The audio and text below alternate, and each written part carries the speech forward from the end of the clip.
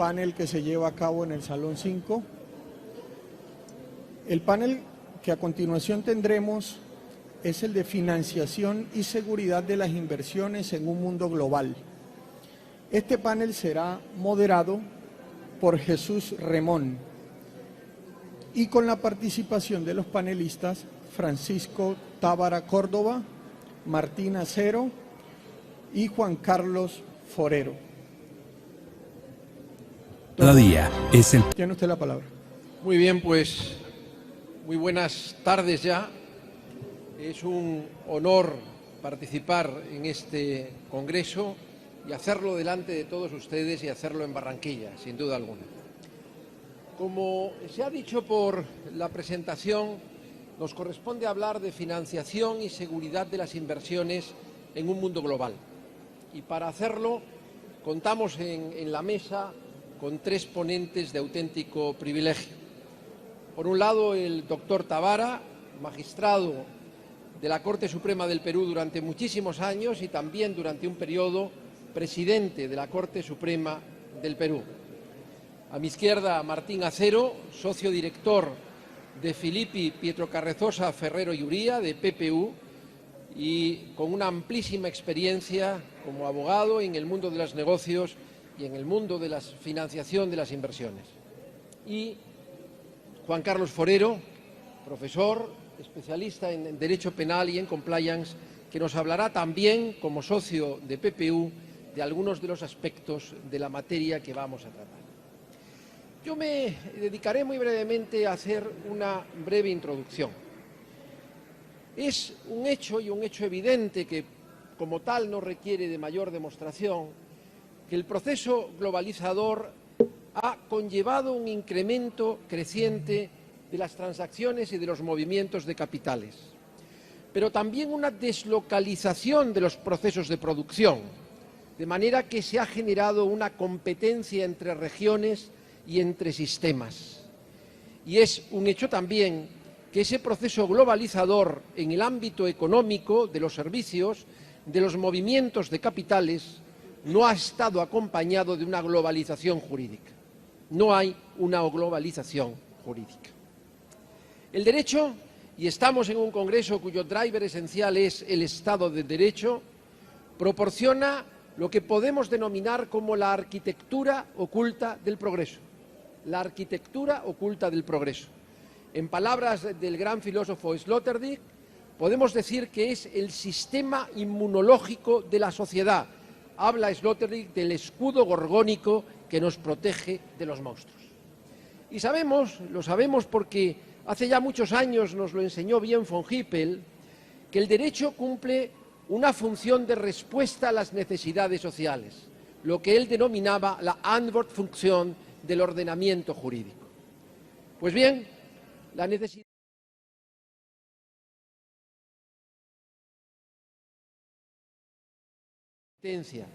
de proteger la salud de los ciudadanos, de proteger la seguridad en un mundo que lamentablemente se está acostumbrando a las crisis.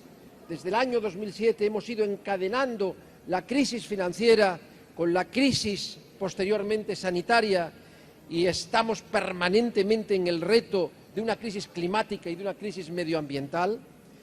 El derecho tiene que dar respuesta a esas necesidades de mayor incremento de las inversiones en un entorno en donde la palabra clave es, a mi juicio, la palabra seguridad. La palabra seguridad. Seguridad jurídica y seguridad de las personas. Las exigencias del Estado de Derecho son básicamente el principio de legalidad y la proscripción de la arbitrariedad de cualquier poder público. Y esas exigencias son esenciales para garantizar un entorno estable que permita el desarrollo económico sostenible en un mundo convulso y evidentemente cada vez más diverso, con competencia entre sistemas. Pues bien, en ese punto de las distintas necesidades de los financiadores y de la inversión financiada, tanto cuando se trata de una inversión pública como de inversión privada, nos va a hablar Martín Acero.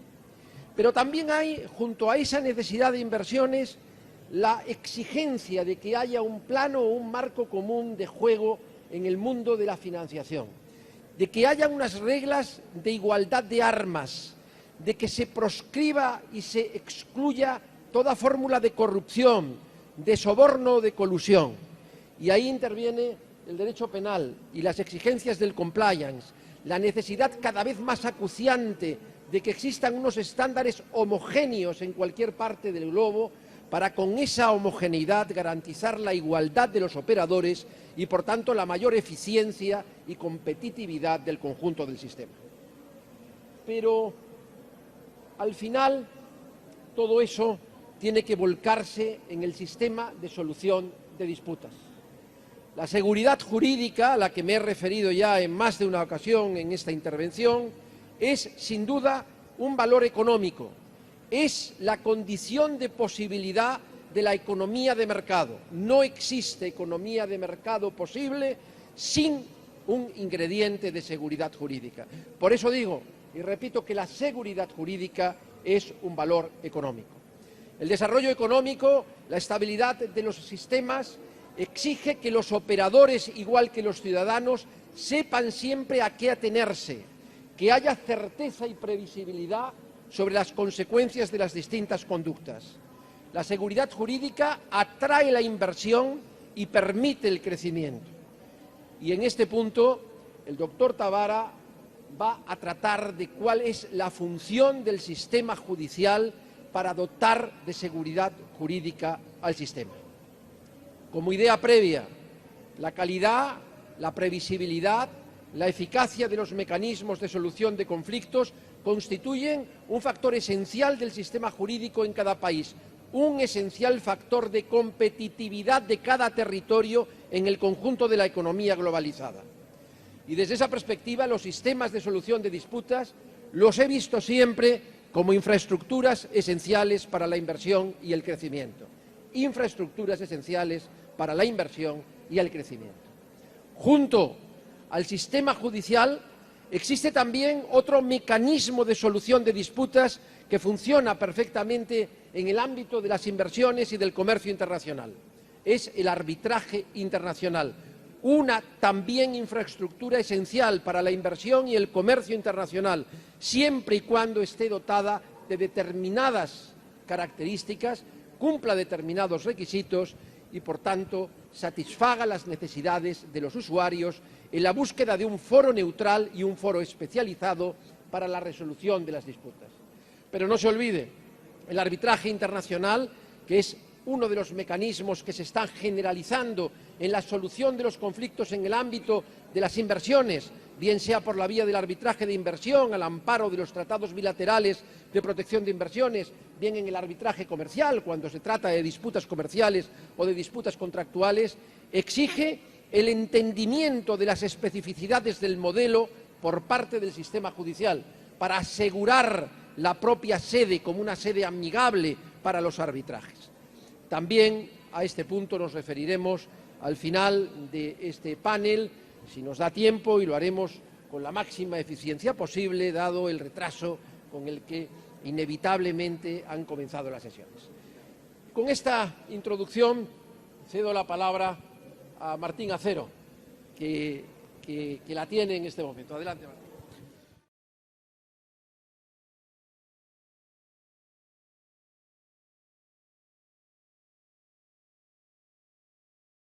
Poderos acompañar hoy. Un agradecimiento también a mis copanelistas y naturalmente a ustedes por la asistencia y la atención. Teniendo en cuenta la restricción de tiempo, muy breve, quería referirme y dejar quizás algunas consideraciones en relación con el tema de financiación e inversión. Muchos de los puntos ya tocados tangencialmente por Jesús en su introducción.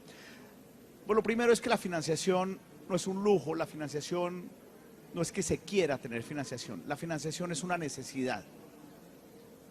Y es una necesidad porque es el mecanismo a través del cual ocurre la inversión pública y la inversión privada. Es evidente que sin mecanismos efectivos, eficientes de financiación, el desarrollo de los países, el desarrollo de las actividades empresariales, es decir, lo público y lo privado están en entredicho. Y entonces, ¿cómo juega un papel y estamos hablando del Estado de Derecho, estamos hablando del Rule of Law y cómo juega un papel fundamental el régimen jurídico en esto. Primero, y esto lo vengo diciendo yo quizás en algunos otros foros, y aplica bastante para quienes estamos y vivimos en este lado del mundo. La decisión de inversión y por tanto la financiación que le sigue a la inversión se basa esencialmente o parte de un principio, de un intangible. Ese intangible que se llama confianza. Sin confianza no existe una decisión de inversión y mucho menos habrá una decisión de un tercero de financiación. ¿Y en qué se basa la confianza? La confianza se basa, en mi opinión, en tres elementos fundamentales. El primero, la transparencia. Y la transparencia pública y privada. El segundo, y lo mencionaba Jesús hace un minuto, la estabilidad jurídica. Y el tercero es la correcta y la pronta administración de justicia. Y haciendo entonces nosotros un análisis crítico, repito, sobre todo para quienes vivimos de este lado del mundo, sin que el otro lado del mundo esté exento de la necesidad de estos análisis. Conjugar transparencia con estabilidad jurídica y con correcta y pronta administración de justicia. Tres elementos, en mi opinión, esenciales para generar ese intangible que se llama confianza y que determina la decisión de inversión y la voluntad de financiación de las decisiones de inversión, públicas y privadas. Y miremos entonces, y dejo esto simplemente, yo sé, para consideración de todos, si en los países como los nuestros el marco jurídico ofrece las bases suficientes para crear un clima de confianza. Porque las tres tienen que ver con el marco jurídico. La transparencia, la estabilidad jurídica y la pronta y la correcta administración de justicia. Y cómo impactan tres elementos y tres principios rectores fundamentales de un Estado de Derecho en decisiones y en fenómenos económicos como la inversión y la financiación. Después de la decisión con base en la confianza que genera, viene la competitividad, segundo factor que determina la decisión de inversión y la voluntad de financiación de las decisiones de inversión. Y ya la competitividad considera otras cosas. Ahí hablamos de, también influye sin duda la estabilidad jurídica en una segunda etapa, pero influye mucho, por ejemplo, tasas de tributación, trámites administrativos, confiabilidad sin duda en el sistema institucional y demás. Pero eso es una segunda etapa en la que también interviene y es determinante el sistema jurídico. Por eso la función del derecho resulta esencial previamente a la generación de las decisiones de inversión y las voluntades de financiación. Y es innegable que, por supuesto, creadas esas dos condiciones, existe, aparte de la necesidad, una competencia por los recursos. Los recursos son finitos y por eso se habla de un mundo también globalizado en materia de inversión y de financiación. Los recursos son finitos internamente y los recursos son finitos externamente. Y por tanto los países y los sistemas deben competir por los recursos. ¿Cómo compiten los recursos? Sin duda con incentivos, pero sobre todo con confiabilidad, repito, nuevamente, elemento de confianza y los elementos que configuran la competitividad. El régimen jurídico, el Estado de Derecho, y no necesito darle ejemplos a nadie aquí, sé que todos lo entienden, el Estado de Derecho es determinante en todo el proceso para que un país pueda competir por los recursos. ¿Cómo ha cambiado el mundo en materia de financiaciones? Aquí que veo yo varios que son más expertos, por supuesto, que yo en el tema de financiación. Pero ¿para quién es un secreto que las financiaciones ocurrían, y no hasta hace mucho tiempo, con desembolsos sencillos y pasamos de la palabra del empresario quizás a los simples pagarés? Y así se documentaban créditos de cuantías significativas. En lo público, repito, y en lo privado. Más en lo privado que en lo público más formalista. Y hemos desarrollado o hemos visto cómo se desarrolla el medio de la inversión y la financiación de la inversión hacia figuras y estructuras mucho más complejas, mucho más sofisticadas y frente a necesidades que han venido surgiendo. Y por eso les decía, partimos entonces de los simples, quizás pagarés, a contratos de crédito, deudas estructuradas, y los voy a recorrer apenas por algunas de las figuras de financiación. Deudas estructuradas, créditos sindicados, ni hablar del mercado de capitales, que está como de moda en Colombia. Y en el mercado de capitales se encuentra uno, sin duda, bonos, títulos convertibles, instrumentos híbridos, por supuesto el registro de compañías, ojalá que fuera creciente en un mercado de capitales vivo en países como los nuestros, y la financiación específica de proyectos, lo que denominan los americanos y en el derecho anglosajón el Project Finance. Pasando por mecanismos fiduciarios, y ya vamos un segundo, cómo estos nuevos instrumentos de financiación han generado necesidades y por tanto soluciones jurídicas. ¿A quién escapa la necesidad entonces de que todos estos mecanismos o instrumentos jurídicos, financieros, etcétera, queden contemplados en documentos que otrora y antaño no existían? Y hablamos entonces de garantías. ¿Qué tipo de garantías se ofrecen a actores en proyectos de financiación de carácter internacional? A mí me enseñaron cuando yo estudié en la Facultad de Derecho de la Universidad del Rosario, apenas la prenda, la hipoteca y los créditos quirografarios. Y con eso me tiraron al agua a mí en el ejercicio profesional. Y todo eso me lo derogaron o me lo cambiaron o me lo sofisticaron por el camino. Y hablamos entonces de todo tipo de avales, la solidaridad que se volvió casi que el instrumento del día a día cuando otrora fue una excepción, mecanismos fiduciarios, prendas mobiliarias hoy en día existentes que permiten al acreedor la conservación del activo garantizado y demás. Y bien, entonces, ¿por qué un derecho como este o por qué estos mecanismos de financiación contemplan entonces desde el punto de vista jurídico una dualidad de conceptos? Por una parte, regulatorio, sin duda. No a cualquiera está abierta la posibilidad de financiar y sobre todo por el origen de los recursos. Y por tanto hay un marco regulatorio internacional serio. Y segundo, un marco jurídico privado. Esto se ha convertido en un derecho contractual, eminentemente contractual. Y por tanto la función de asesores jurídicos en la creación de marcos seguros y garantistas de los derechos, tanto de acreedores como deudores, se ha convertido en una necesidad y en el día a día. Y me refiero apenas a temas elementales que hoy en día influyen y mucho en este régimen de financiación. El que tenía para efectos colombianos 3.071.000 pesos, el 31 de diciembre del año 2019 tenía $1.000. Hoy en día el que tiene 3.071.000 pesos tiene, si acaso, ¿cuánto me dará? Por ahí $750. De manera que las coberturas cambiarias se han convertido nuevamente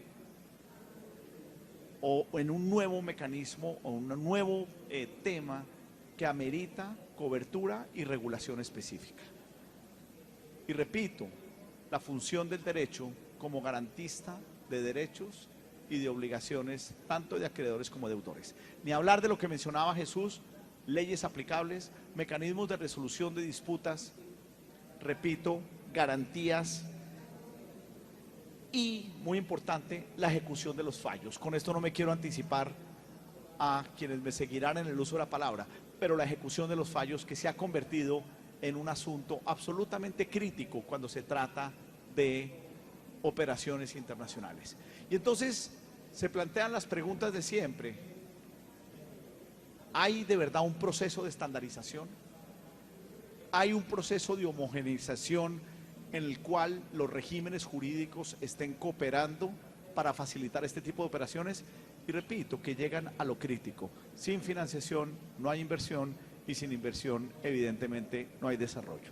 Gracias. Muchas gracias, Martín. Sin duda quedan en el aire desarrollando. Sobre la base de lo que nos ha contado Martín, de ese cuadro general de necesidades y de instrumentos nuevos que van cambiando, que son cambiantes, decía yo en mi introducción que hace falta que el terreno de juego tenga reglas de igualdad que proscriban determinadas conductas, ¿no? Y Juan Carlos Forero nos va a hablar de esa faceta del problema. Adelante, Juan Carlos. Bueno, muchísimas gracias. Muchas gracias.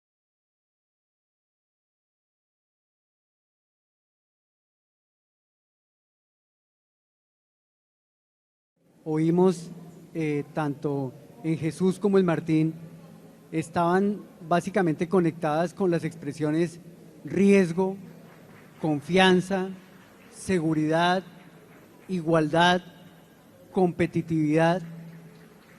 Y cuando lo miramos desde el ángulo del compliance, cuando en los años 70 empieza a surgir en el mundo del derecho todo el tema relacionado con FCPA, con prácticas de soborno transnacional, con el tema de lo que va a dar lugar a los sistemas de administración, monitoreo o gestión del riesgo para evitar el lavado de activos, y cuando aterriza todo esto también a temas que han afectado e inciden en la inversión extranjera, sobre todo en nuestro país en tema de infraestructura, como las inhabilidades o incapacidades jurídicas para contratar con el Estado que pueden darse de manera sobreviniente.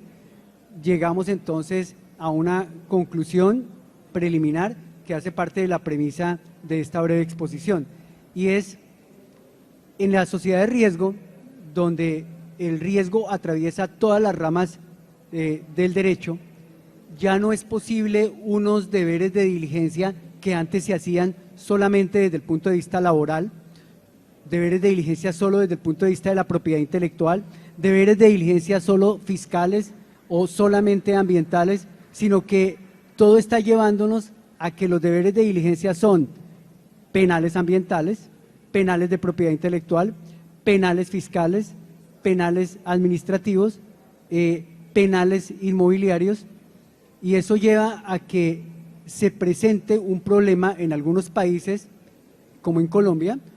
Es uno de los 7 países, Colombia, que en Latinoamérica tiene un código que plantea la posibilidad de extinguir el derecho de dominio, y nosotros en nuestro país tenemos varias entidades que pueden afectar la propiedad. Aquí se puede afectar la propiedad de bienes económicamente evaluables, la pueden afectar Agencia Nacional de Tierras, Fiscalía General de la Nación, jueces administrativos, jueces agrarios, y hay muchas razones por la que cualquier causal de un bien que provenga de origen ilícito o que tenga una destinación ilícita pueden afectar financiación o infraestructura. Y adicionalmente en los deberes de diligencia, que se presentó un caso que espero no vaya a ser o no sé si va a ser publicitado, pero un caso donde se estableció ya la responsabilidad por el due diligence que se hizo a través de un software que no tenía la información suficiente. Es decir, en una era de inteligencia artificial, el software no previó, por ejemplo,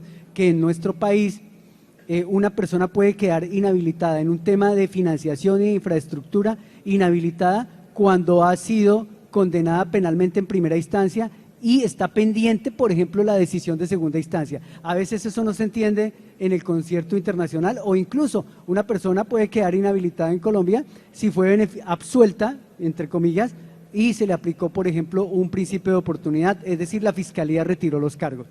Entonces, en la sociedad de riesgo, donde tenemos que analizar ahora el conocimiento de la contraparte, como se hace en el marco del compliance, antiguo conocimiento del cliente, conocimiento del proveedor, se han presentado unos problemas que hemos visto en lo relacionado con la homogeneización o estandarización internacional. Y es que el gran limitante para cualquier análisis de conocer a la contraparte, que implica unos deberes de diligencia, de consultar listas vinculantes, listas restrictivas, listas públicas, tiene también un limitante que se ha visto y que afecta también la inversión, y tiene que ver con que no solamente se necesita conocer un área del derecho, muchos deberes de diligencia, muchas debidas diligencias se hicieron de espaldas al derecho penal, de espaldas a los temas dinámicos del compliance, se tienen a veces al interior de algunas empresas compliance simplemente de papel,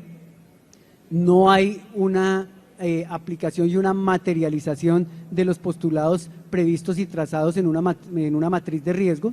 El riesgo absolutamente atraviesa todas las ramas del derecho, desde la identificación, la definición, la gestión del riesgo, y sobre todo porque en cierta medida el compliance, que nace y se va consolidando como un discurso de prevención, en algunos casos puede tener lógica no de prevención, sino incluso de precaución, yendo más allá, sobre todo porque el primer problema es en los temas relacionados con inversión extranjera y con infraestructura, y que seguramente ya están teniendo, como tenemos, ya es conocimiento público, están teniendo algunos efectos en tribunales internacionales de arbitraje de inversión, tienen que ver con que ahora los deberes de diligencia implican conocer bien el negocio.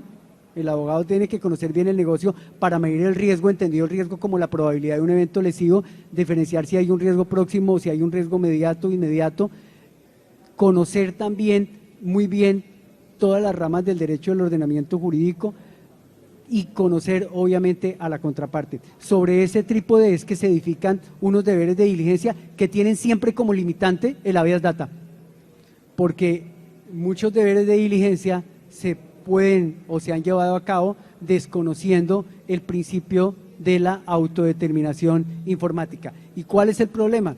Que hay personas que en los deberes de diligencia los confunden con las artes adivinatorias, ¿sí?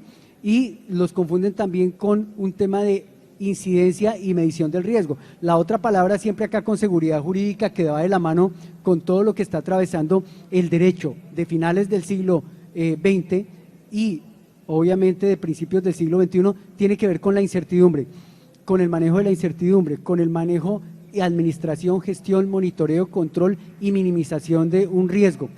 Y en ese sentido, mientras que el riesgo atraviese todas las ramas del derecho, no puede hacerse solamente unos deberes de diligencia o una averiguación que solamente se quede en una, pero tampoco puede implicar conocimiento de información a la que no tendría acceso la persona. Aquí, por ejemplo, se ha cuestionado mucho que en algunos casos las personas se contrata con una persona, se llevan a cabo transacciones, se lleva a cabo una fusión, una absorción, una adquisición y posteriormente se tiene conocimiento que la persona no podría tener acceso legalmente, pues esa buena fe, y en este caso impera aquí la buena fe exenta de culpa, porque la otra palabra que atraviesa todo el tema de confianza, confiabilidad, inversión, es también la buena fe, que se suele olvidar y que va de la mano precisamente con un principio claro, como el que mencionó Martín Acero, que es el principio de transparencia. Esto se ve afectado cuando se quiere traspasar y tener un due diligence que sea deficitario o excesivamente superavitario y aparentemente eficiente, falsamente eficiente. Unos deberes de diligencia que no tengan en cuenta la transversalidad de las ramas del derecho son deberes de diligencia insuficientes, deficitarios, pero un deber de diligencia que traspase los predios del derecho a la autodeterminación informática y que empiece a averiguar y a realizar pesquisas que se encuentran, por ejemplo, bajo reserva sumarial por parte de las autoridades o indagaciones que no tienen todavía un sustento jurídico y que no tienen una causa probable, no solamente implica una violación a la habeas data, que en Colombia y en varios países es delito como un delito contra la autodeterminación informática y los sistemas informáticos, sino que también realmente ya le da al cliente un estándar de conocimiento que no debería tener. Porque en todos estos deberes de diligencia, además de quererse homogeneizar y estandarizar, hemos encontrado dos vicios. Uno, que la homogeneización y estandarización para buscar unos mínimos a nivel internacional han llevado a algunos a considerar los deberes de diligencia como un checklist simplemente para cumplir unos requisitos en un formato establecido, o como el caso que les cuento en un software que quien falló fue quien no tuvo el deber de diligencia de actualizar el software con la última normatividad en 2 países, uno de los cuales era Colombia, con lo cual ya se está planteando en el otro país la responsabilidad del programador del software porque no tuvo la debida diligencia de tener un sistema para debida diligencia, cosa que no hemos visto todavía que haya tenido trascendencia en el ordenamiento jurídico. Y el otro inconveniente es que esos estándares de conocimiento tienen que ver también con que cuando se tiene acceso a información legal a la que legalmente se tiene el acceso, se pueden tomar medidas. En Colombia, por ejemplo, para inversión extranjera, para el tema societario, nosotros hacemos los deberes de diligencia relacionados con el socio es controlante, no es controlante, es un socio, es un administrador de derecho, y cómo lo que se haga o no se haga, y el curso de una actuación judicial y las fechas correctas y concretas de una actuación judicial pueden marcar el éxito de una financiación, sobre todo en los temas de infraestructura.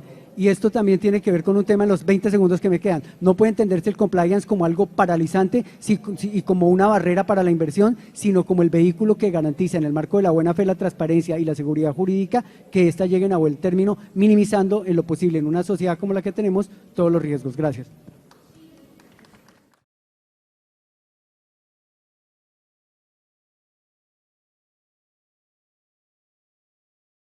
Y por haberte ajustado el tiempo, que nos estamos ajustando todos al tiempo, como vais viendo. Bien, desde su experiencia, su larga experiencia como magistrado de la Corte Suprema del Perú, que presidió durante algunos años, lo que querríamos escuchar ahora del doctor Tavara es cuál es la respuesta, qué es lo que puede ofrecer el sistema judicial en este mundo globalizado, en donde hacen falta inversiones para garantizar el crecimiento y el desarrollo, sobre ese molde de la seguridad jurídica, de la confianza a la que se refería Martín Acero, en donde tan esenciales son los nuevos elementos de prevención o compliance que nos ha comentado Juan Carlos. Tienes la palabra. Gracias, apreciado doctor Ramón. Buenas tardes con todas y con todos.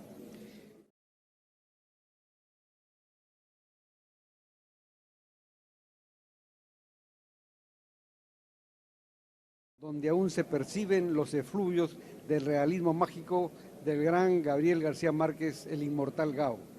Digo esto como tratar de hacer una deuda eterna que tenemos con Gao. Bien, yo, como ya se dijo, hablaré algo de seguridad jurídica, del contrato ley, pondré ejemplos concretos vinculados a la realidad de mi país. No es un secreto para todos que desde hace muchos años, cuando se superaron las dictaduras militares de la década del 70 en nuestros países latinoamericanos, ya los gobiernos democráticos se dedicaron a impulsar políticas públicas dirigidas a garantizar o a lograr el mayor crecimiento a través de la promoción del comercio exterior y la apertura a los mercados internacionales, la transformación de sus estructuras productivas y la generación de mayores facilidades e incentivos para la inversión nacional y extranjera fundamentalmente, de tal forma que sus economías sean más competitivas y puedan tener una mejor integración en las nuevas dinámicas de la globalización y la mundialización económica. En este contexto se ha puesto en manifiesto la importancia de la creación de marcos jurídicos previsibles y transparentes, dada su correlación con la disminución de los costes de transacción y el logro de la competitividad y desarrollo económico, factores que indudablemente están vinculados a la capacidad de promover las inversiones nacionales y extranjeras, así como para la implantación y generación de nuevas actividades productivas. Y aquí la institucionalidad, la seguridad jurídica y la eficacia del sistema judicial constituyen un aspecto clave para el logro de dichos propósitos, por cuanto permiten establecer una mayor certidumbre en el desarrollo de la iniciativa privada, generando a su vez las condiciones para que exista la necesaria transparencia e integralidad de las políticas de desarrollo económico. Seguridad jurídica, se nos enseñaba que era un concepto jurídico indeterminado, nos enseñaban y tal vez así lo enseñamos, pero para mí es un concepto multicomprensivo que comprende que se extiende a varios ámbitos. Y aquí tiene que mucho ver el poder legislativo, porque creo que los países de Latinoamérica, a las que no son ajenos a las realidades europeas, hay un gran desorden legislativo por la gran cantidad de organismos que expiden normas y la gran cantidad también de leyes. Se habla ahora de la lluvia de leyes, de la histeria legislativa, del caos legislativo, de la incontinencia legislativa, la aluvión de normas, proliferación desordenada, marea legislativa, explosión legislativa, y yo diría pues una inflación legislativa, como ya he leído también en unos textos. Es decir, la gran responsabilidad que cae en los poderes legislativos, en los congresos, no contribuye a la seguridad jurídica como uno de los factores, es el concepto macro, digamos. En mi país, el Tribunal Constitucional ha señalado que el principio de la seguridad jurídica forma parte consustancial del Estado constitucional de derecho, la predictibilidad de las conductas, en especial de los poderes públicos, frente a los supuestos previamente determinados en el derecho, es decir, saber a qué atenernos, el derecho previsible de que hablaba Max Weber. Bien, yo quiero hablarles del contrato ley. Ustedes saben que el principal problema que hay en la contratación con el Estado es la potestad de imperio que tiene el Estado para modificar las reglas de juego.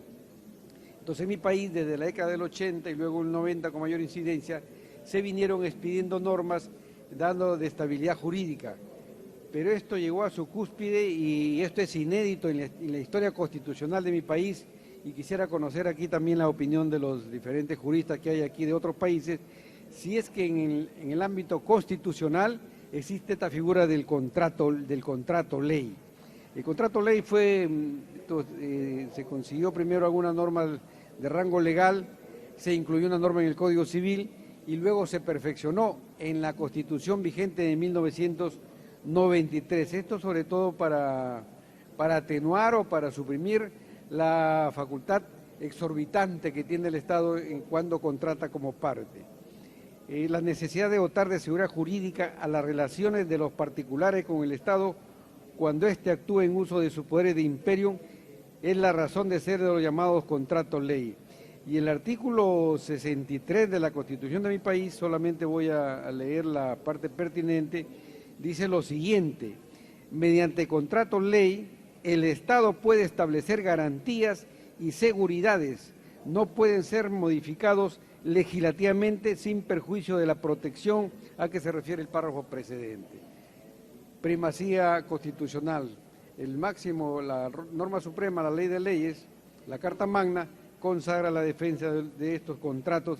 Dice que los referidos contratos son institutos que se fundan en la necesidad del Estado de promover la inversión de capital privado en los distintos sectores de la economía del país, mediante los cuales el Estado otorga a los cocontratantes determinadas seguridades jurídicas que implican reconocerles un estatuto jurídico particular, convirtiendo en inalterables las reglas jurídicas vigentes al momento de suscripción del contrato, es decir, se le da ultraactividad.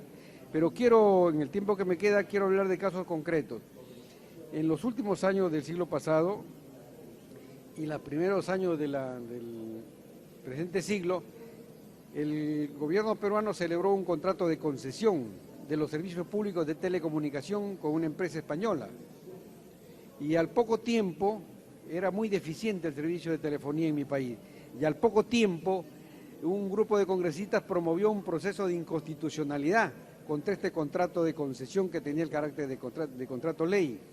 Y aquí el Tribunal Constitucional de mi país, que es un organismo de justicia constitucional que está legitimado, desestimó la demanda y dejó establecido que, por su propia naturaleza, a través del contrato ley, el Estado busca atraer inversiones privadas de capital a fin de que promuevan aquellas actividades que el Estado considera que vienen siendo insuficientemente desarrolladas de acuerdo con los planes y objetivos que se puedan haber trazado en el diseño de la política económica.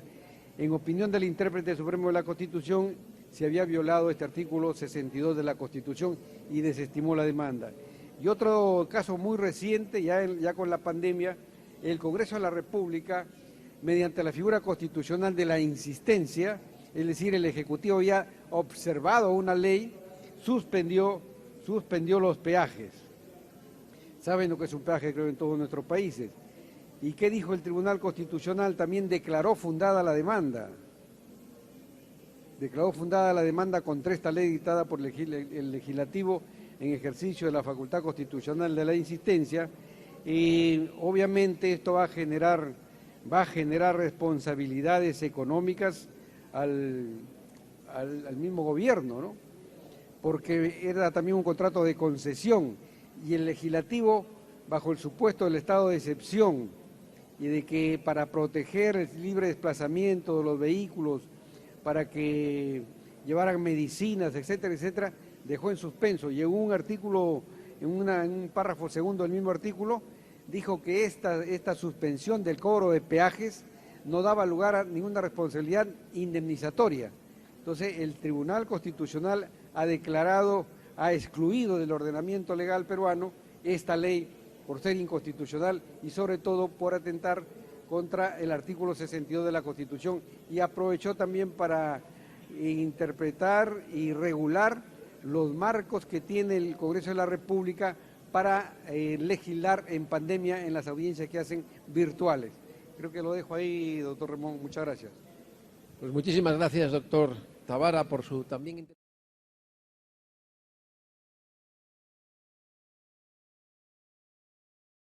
En plan conclusivo, compartiría algunas reflexiones.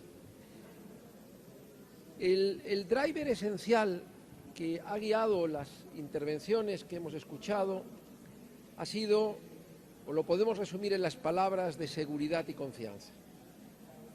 El sistema financiero es estructura esencial para el crecimiento y ese sistema financiero que permite la financiación de inversiones requiere confianza. En definitiva, de lo que estamos hablando es de calidad institucional, Y el Rule of Law, el Estado de Derecho, es uno de los primeros factores de calidad institucional en el mundo globalizado. Durante mucho tiempo, el Banco Mundial hacía un ranking sobre esa calidad institucional y, como todos ustedes saben, uno de los factores preponderantes era la vigencia y efectividad del Rule of Law en un determinado Estado. Las empresas, los financiadores, valoran los elementos o factores de seguridad o inseguridad de cada región e imponen primas de riesgo adicionales a aquellas economías públicas o privadas que se desenvuelven en territorios en donde perciben riesgo. Y si no hacen eso, lo que hacen es trasladarlo también al precio de los productos, porque naturalmente, desde un análisis económico de la inversión, hay que proyectar hacia el futuro los rendimientos, reduciendo lo que son los hándicaps, los riesgos que pueden pesar sobre la rentabilidad de la inversión. Por eso el crecimiento y la eficiencia requiere seguridad y requiere confianza. Y creo que a lo largo de las 4 intervenciones ha quedado también claramente establecido que esa seguridad y confianza es algo que corresponde a muchos operadores.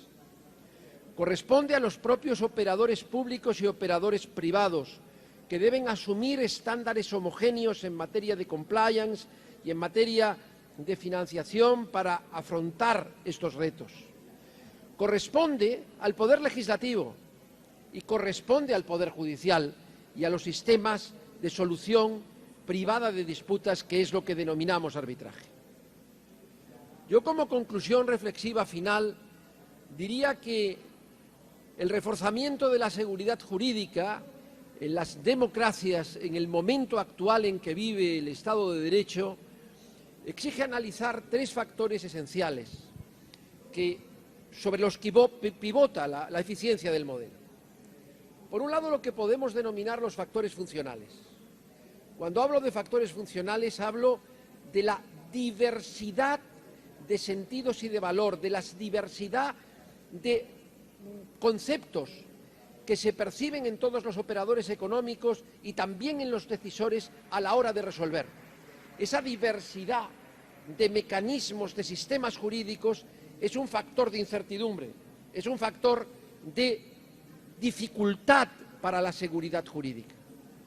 ¿Cómo resolver ese factor funcional? ¿Cómo asumir ese reto y ese peligro? Fundamentalmente, a mi juicio, incrementando los sistemas de globalización jurídica, generando estándares homogéneos mediante pactos, tratados internacionales y convenios. Vale, sin duda alguna, la ley y el tratado, pero también vale los sistemas de soft law como sistemas de autocomposición que permiten la autorregulación de los mercados. Pero junto a esos factores funcionales hay también factores estructurales, y los factores estructurales los ha especificado muy bien el doctor Tabara. Es la dificultad o la complejidad de los ordenamientos jurídicos. La inflación legislativa. Vivimos una concepción legislativa del derecho. Cada vez que cambian los gobiernos en cualquier parte del mundo, cambian las normas. Hay un auténtico cambio de toda la norma. Se ha perdido un factor esencial, un requisito esencial de la ley en la configuración más clásica, que es el factor de la estabilidad. Y probablemente la estabilidad normativa es un valor que debe de algún modo recuperarse. Eso no significa que el ordenamiento no se acomode a las nuevas circunstancias, no dé respuesta a las nuevas necesidades. Significa que dejemos que mediante no una alteración permanente de lo pasado por el futuro, puedan establecerse guías de decisión por las Cortes y las Cortes Supremas a través de la fijación de jurisprudencia. Porque si no existe jurisprudencia, si no existen líneas básicas sobre la forma de interpretar las normas en distintos sectores, no habrá previsibilidad, no habrá certeza. Y por tanto, si cambian rápidamente las normas, no damos tiempo a que exista jurisprudencia, a que existan directrices generales sobre la aplicación normativa en un determinado sector. Por tanto, en mi propuesta creo que haría falta, por cuantos más gobiernos mejor, la asunción de un compromiso de estabilidad y de un compromiso de calidad de las normas. Porque esa parte del problema, ese que he denominado factor estructural, es un factor relevante unido al elemento funcional o dinámico, que es una jurisprudencia que homogeneice la solución de las disputas. No hay, a mi juicio, peor enfermedad en el Estado de Derecho que cuando la justicia viene a dar respuestas diferentes a situaciones iguales. Eso que quiebra la confianza, que quiebra la seguridad, se produce cuando no hay líneas jurisprudenciales uniformes. Con esto abrimos el diálogo y tienen todos ustedes la palabra y también dentro del panel para hacer intervenciones entre nosotros. Adelante, aquí.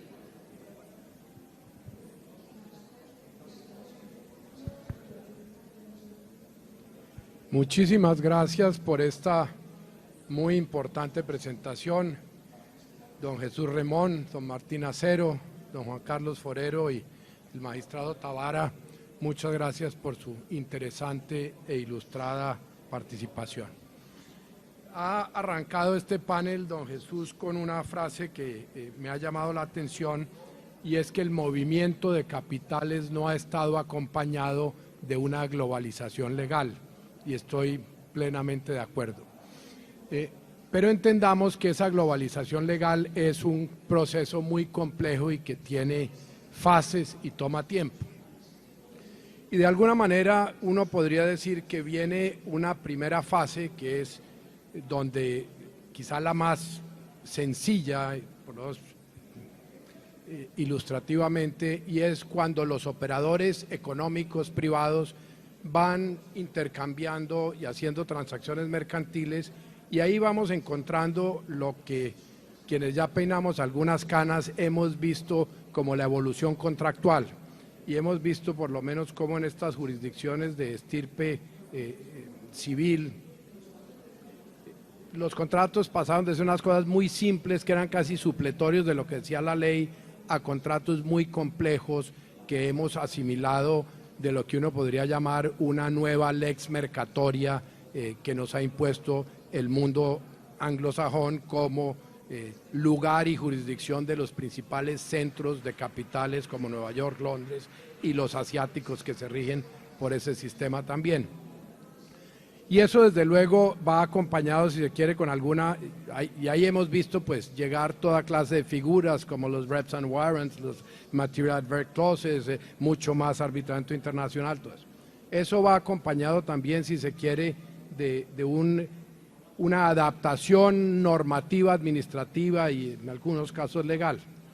El reto, y quizá, y creo que de alguna manera usted lo anticipó en sus conclusiones, pero quisiera oír sus respuestas y a la luz de lo que hemos oído de todos los intervinientes, cuando uno empieza a mirar esa decantación judicial de la evolución, de la introducción de esos nuevos conceptos, de una nueva lex mercatoria, lo que quiera, se encuentra con una gran diferencia y un abismo de incertidumbre ante cómo van en cada jurisdicción a interpretar esas figuras.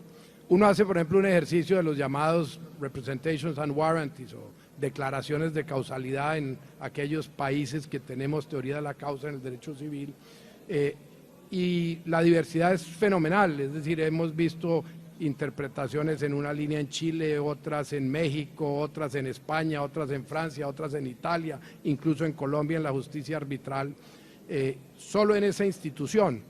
Entonces, ¿qué podemos hacer? ¿Qué puede hacer el sector privado? ¿Qué se puede hacer mediante la sociedad civil internacional para ir haciendo un trabajo de homogeneizar esa internacionalización en el seno de la jurisdicción, que es donde termina siendo determinante para efectos de la seguridad jurídica final?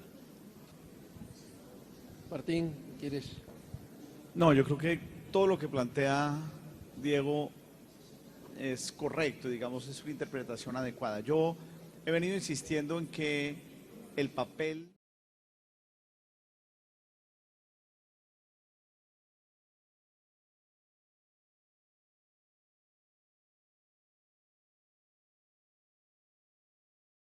quizás como fuente de derecho, pero también como fuente de interpretación más bien del derecho local. Y yo he venido sosteniendo que el derecho comparado, es decir, cuando se traen principios jurisprudenciales, interpretaciones de principios internacionales, incluso no previsto en legislaciones locales, es lo que ha ayudado, en mi opinión, en un proceso no intencionado de homogeneización de ciertas figuras. Usted mencionaba, uno puede mencionar los covenants, que no son sin obligaciones, o de hacer o de no hacer. Uno puede mencionar los representations y los warranties, que son esencialmente declaraciones, garantías que se dan. Y un poco, con algunas diferencias, pero uno sí podría decir que la interpretación que le ha dado, sobre todo la justicia arbitral, tiene mucho que ver con interpretaciones internacionales. No ausentes, por supuesto, diferencias en ocasiones materiales derivadas de principios constitucionales y sobre todo de una brecha enorme que existe todavía entre los países de derecho civil y los países del common law. Yo no sé si exista, y me parece que no, un proceso organizado, adecuado de estandarización y de homogeneización. Yo no creo que exista. ¿Qué puede hacer el sector privado y sobre todo la comunidad legal? Yo creo que la relevancia y el papel que tiene el derecho comparado a través de la jurisprudencia internacional es absolutamente esencial. Y en eso me parece que en países como el nuestro, Diego, el arbitramiento internacional quizás es la única vía de difusión apropiada de una jurisprudencia uniforme y de una interpretación armónica de principios legales internacionales. ¿Alguna intervención, Juan Carlos, doctor Tavara?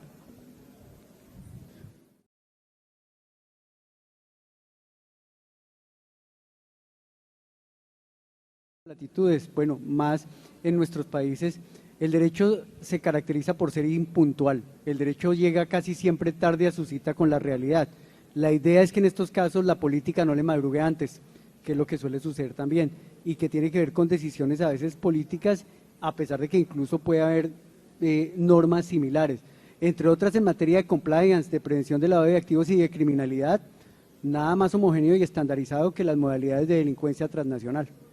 Y no existen respuestas a veces homogéneas y no existen, a pesar de las convenciones internacionales, todavía hay vacíos sobre los nombres y el alcance de determinadas conductas que dificultan llevar a cabo deberes de diligencia porque no existen la misma denominación jurídica o la misma interpretación o el alcance de algunas conductas delictivas, lo cual sigue dificultando, más allá de lo que plantea Martín, la diferencia entre el common law y nuestro sistema para poder llegar a una estandarización. Y por eso el tema del arbitraje internacional sí contribuye mucho y en este orden de ideas también la mayoría de las convenciones y tratados que han ratificado todos los países de lucha contra la corrupción y la misma OCDE, pues están facilitando llegar a ese camino de la homogeneización o estandarización. Sí, doctor Tavara.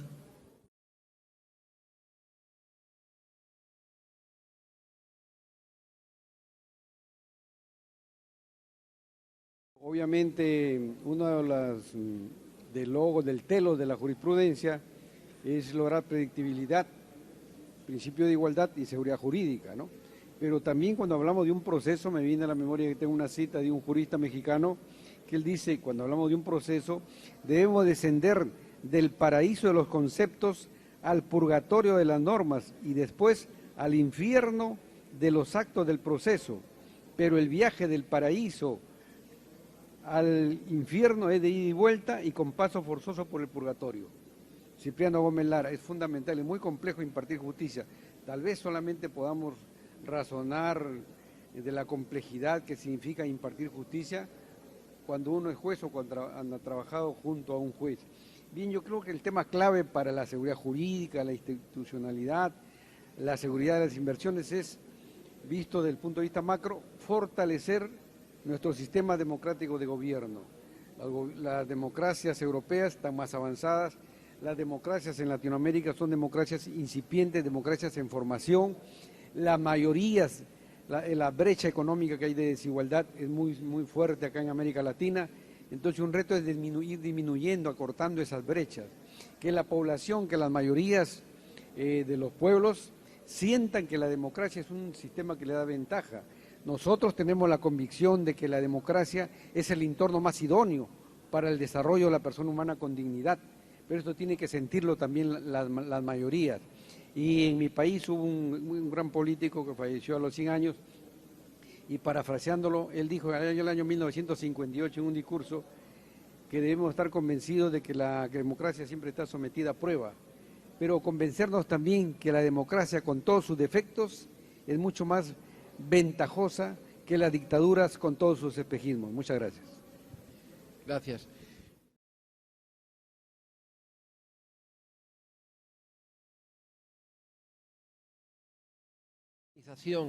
De la jurisprudencia de los distintos estados es ilusorio, porque tardará mucho.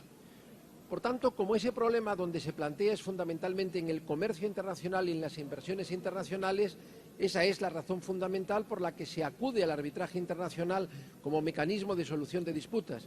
En alguna ocasión he dicho que el arbitraje interno es fruto de una decisión, el arbitraje internacional es una necesidad, búsqueda de un foro neutral común. Claro, el único problema es que el arbitraje internacional, cuando es arbitraje comercial, no tiene una función filogenética. Sus decisiones no integran el ordenamiento jurídico ni crean una jurisprudencia que pueda ser seguida por los siguientes tribunales arbitrales, entre otras cosas porque el arbitraje comercial se sigue moviendo en buena medida sobre la base de un criterio de reserva o de confidencialidad. Por tanto, en ese ámbito del arbitraje comercial, a mi juicio, lo único que pueden hacer los operadores privados es desplegar determinadas pautas en el contrato que vengan a dar seguridad al marco final de solución de la disputa, que es el contrato. Por tanto, ahí viene ciertas ventajas de los modelos anglosajones y por eso extendemos algo más ahora los contratos que lo que eran propio de los sistemas del civil law, porque además en los sistemas del civil law no tenemos un sistema de sujeción al precedente y por tanto la autonomía de la voluntad sí está muy reconocida y la vía contractual creo que es la única vía posible. En el campo del arbitraje de inversión sí que podemos decir, sin embargo, que se va decantando una cierta jurisprudencia arbitral, bien sea la Corte Permanente de Arbitraje de La Haya, bien sea el CIADI a través del Convenio de Washington, vienen decantando formas de entendimiento ante las distintas situaciones de los grandes principios que operan en ese marco, como el trato justo y equitativo, la inexistencia de discriminación o la inexistencia de no expropiaciones sin la correspondiente indemnización. Esa sería un poco también mi visión, que está muy en línea con lo que se ha dicho por todos los intervinientes en la mesa. Gracias, Diego. ¿Alguna otra intervención? Sí. Bueno, muchísimas gracias a todos los panelistas y por supuesto yo quería mencionar aquí que estoy de acuerdo con la afirmación de que a veces el movimiento de los capitales no está acompañado también de una globalización legal. Pero en el área en el que yo me encuentro, que es la propiedad intelectual y el derecho de autor, yo siento que pasa completamente lo contrario. Si hay un área que está verdaderamente o con un alto grado, no voy a decir que totalmente armonizada, pero con un alto grado de armonización jurídica, es precisamente la propiedad intelectual gracias a la existencia de los tratados bilaterales de libre comercio. En el caso de Colombia, pues con Europa y Estados Unidos nos ha permitido que nuestras leyes de propiedad intelectual, por fuerza de las circunstancias, hoy en día sean tan avanzadas y modernas. Pero hay algo muy curioso y es que hay a veces inversionistas extranjeros que acá en Colombia no cumplen esas leyes que sí cumplen en sus países de origen. Y parecería que esa armonización no les convendría tanto en países como el nuestro, a pesar de que es la misma norma que tienen en su país de origen. A veces resulta un poco frustrante ver esta situación, pero quisiera saber cómo realmente lograr un verdadero equilibrio del cumplimiento de normas que ya están armonizadas, que incluso en sus propios países son habituales y se cumplen, pero aquí no, o manifiestan algunos argumentos para no cumplirlas. Y es contradictorio realmente. Quisiera conocer su opinión al respecto. Bueno, yo no soy un experto en propiedad intelectual claramente, pero me alcanza para entender que convenciones internacionales como el Protocolo de Madrid han facilitado y permiten, digamos, un nivel de certeza, certidumbre, de facilidad también en materia registral, de elementos, digamos, atinentes a la propiedad intelectual. Eso está clarísimo, digamos, y se facilita. En donde yo creo que existe todavía una diferencia, y es grande, es en la ejecución de la norma. Y por eso también la disparidad que existe en la voluntad y en la decisión de cumplimiento. ¿Por qué aquí pasa menos? ¿Por qué aquí hay una brecha más grande entre la norma y la conducta? Por lo precario hay veces de la administración de justicia de un país como el nuestro en la ejecución y en lo que llaman el enforcement de las disposiciones. Juan Carlos decía una cosa y es, el derecho es impuntual, el derecho llega más tarde que obviamente las situaciones. En un país como el nuestro, cuando se producen sentencias 8 o 10 años después, se producen decisiones cuando las disposiciones legales han sido ya derogadas, sustituidas, declaradas nulas o inconstitucionales, no importa, digamos, ese papel que tiene que cumplir la justicia, y esto lo digo con todo respeto por los jueces, los magistrados, en países como el nuestro, porque posiblemente eso no ocurra porque no tienen los instrumentos para hacerlo, pero toda la diferencia no la hace la existencia de normas, la diferencia hay veces la hace la posibilidad de ejecución. Sí, Juan Carlos. No, sí, pero en la misma línea queda claro que una de las diferencias sociológicas que tiene que ver con validez y eficacia precisamente tiene que ver con que en otras latitudes costó sangre llevar al papel una norma.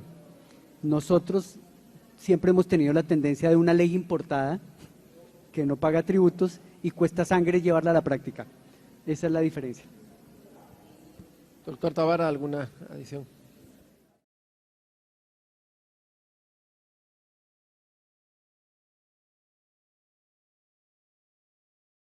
Que en principio habría que buscar los mecanismos de cómo exigirle a esos países que cumplan con esas normas dentro del mismo tratado. Pero yo quería complementar, y creía que usted se iba a referir a eso, porque tenemos aquí, estamos en Colombia, y Colombia, Perú, Ecuador, tenemos la Comunidad Andina de Naciones, llamado que nació con el Acuerdo de Cartagena en el año 1969. Y ahí tenemos un mecanismo unificador de la aplicación de las normas de propiedad intelectual, entre otras, ¿no? Ahí está el Tribunal de Justicia de la Comunidad Andina, que tal vez es el único mecanismo por el cual se le conoce a la comunidad, ¿no? Y ahí hay la obligación de cuando hay un proceso contencioso administrativo donde se dilucide la aplicación de una norma, se recurra obligatoriamente a la llamada interpretación prejudicial y se dirige el órgano jurisdiccional de los países, sea Colombia, sea Perú, sea Venezuela estaba antes, Bolivia también, y Perú obviamente se dirige al Tribunal de Justicia para pedir la interpretación. Y se va a dirimir el conflicto en base a lo que diga el tribunal como mecanismo de unificación de la interpretación y aplicación de estas normas. Y como ustedes sabrá, doctor Remón, se tomó de una norma similar que existe en el Tratado de la Comunidad Europea. Eso es lo que tenía que hacer. Gracias. Así es, las cuestiones prejudiciales ante el Tribunal de Justicia de la Unión Europea. La respuesta yo también coincido con todo.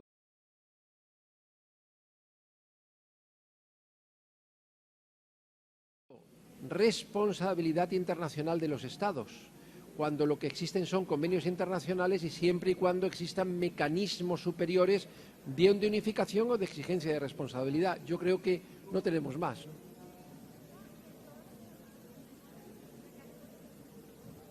Claro. Muy bien. Gracias. ¿Alguna otra intervención? Pues si no hay más intervenciones, el agradecer muy mucho la intervención, sus brillantes exposiciones a todos mis compañeros de mesa, agradecerles mucho a ustedes también su atención y muchísimas gracias.